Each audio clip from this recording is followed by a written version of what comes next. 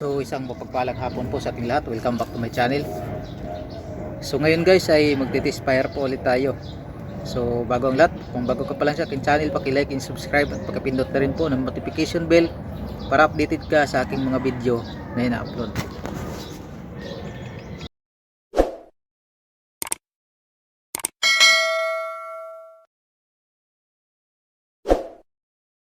So ngayon guys ay magti-test-fire po ulit tayo. So yan, test-fire po natin yung ating laruan na merong kinabitan ko siya ng iron sight para makatama. So susubukan natin kung tatama ba tayo sa iron sight. So tatanggalin muna natin ito.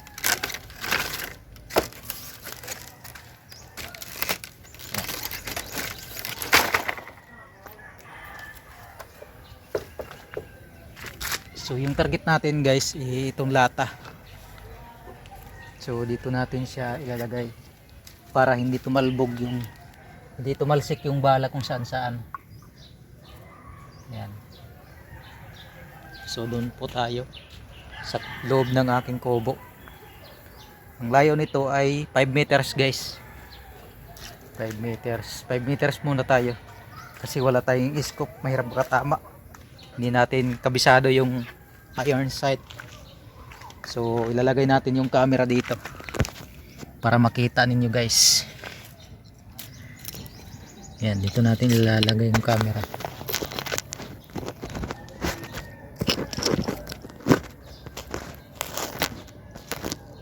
Buti na lang nawala yung mga singer guys. Kaya nagkataon na kakagawa tayong video ngayon kasi wala pa yung mga singer, hindi pa lumalabas. Yan, stick to lang kayo guys at target tayo.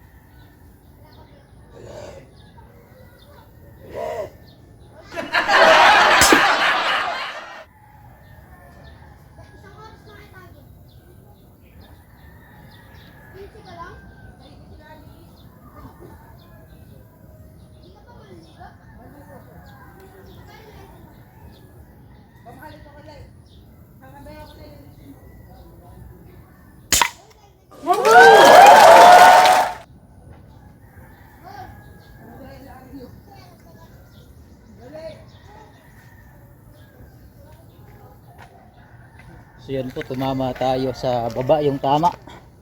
So titingnan natin guys. Yan, hindi siya nabutas. Pero may bala sa loob.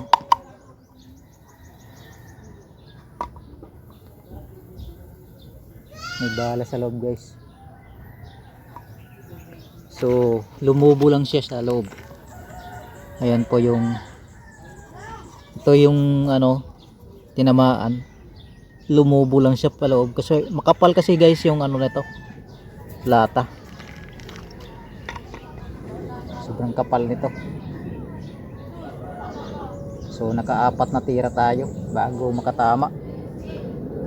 Accurate naman yung barrel niya guys, pero hindi natin matansya yung iron sight dahil hindi natin gamay paggamit. So susubukan natin ulit kung tatama pa tayo.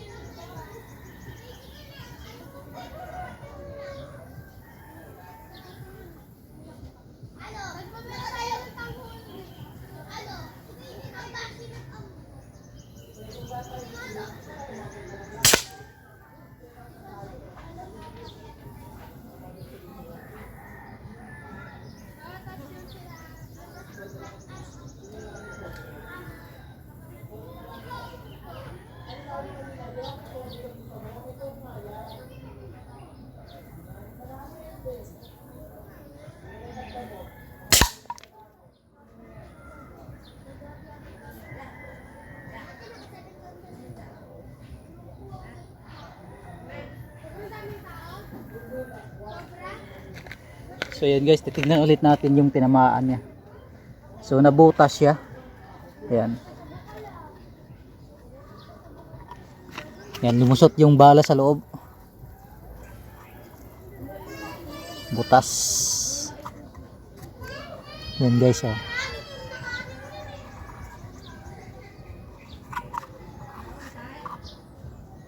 Pero yung bala hindi na. So yung bala nung tumama dito guys, nabutas siya at tumama dito banda, pero hindi na siya nakabutas. So yan, mahirap po talaga tantyahin yung iron sight natin, hindi natin gamay. Mas maganda guys yung scope, kasi gamay na gamay natin yung pag scope. Maganda talaga pag scope ang gamit natin. So sobrang init na ng baril natin. So papagpahingahin muna natin guys, sobrang init na niya. So yan, nakadalawang tama po tayo, pero yung kanina nasa 4 na putok tayo bago nakatama. Hindi natin tansya yung iron sight natin dahil malikot sobra. Pero accurate naman guys yung kanyang barrel, accurate naman siya, maganda tumama. So hindi naman paiba-iba, kaso nga lang yung ano lang natin, kamay natin magalaw, kaya hindi natin matansya yung kanyang tama. Yung pinaka last ngayon ay nakatatlong putok tayo bago tumama.